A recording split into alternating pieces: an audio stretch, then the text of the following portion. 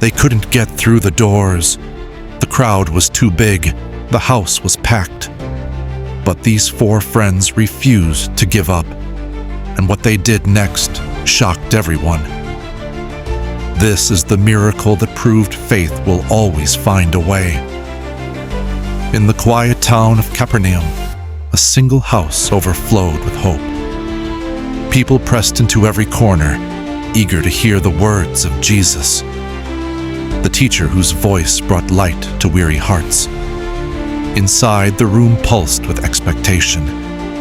Some leaned forward, drinking in every word, while others, religious scholars, watched him with guarded eyes.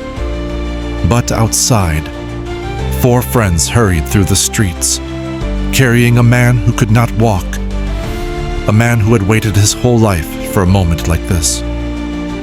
When they reached the home, the doorway was a wall of bodies. No path, no space, no chance. But their faith was stronger than any obstacle. They looked to the roof. With shaking hands and unshakable hope, they climbed. They tore through the mud and clay, opening a way where there was none. Sunlight burst into the crowded room, and all eyes lifted upward. As the paralyzed man was lowered into the light, the room fell silent, every breath held, every heart waiting. Jesus looked at him, not with shock, not with frustration, but with compassion deeper than the sea. Jesus, gentle, warm, "My son, your sins are forgiven." Whispers rippled through the religious leaders. Who can forgive sins but God alone? Jesus stood. His gaze pierced through every doubt. Jesus, firm, powerful. "So that you may know that the Son of Man has authority on earth to forgive sins, I say to you, rise, take up your mat, and go home." Strength flooded the man's limbs. His legs, once lifeless, trembled with new life. He rose, he stood, he walked.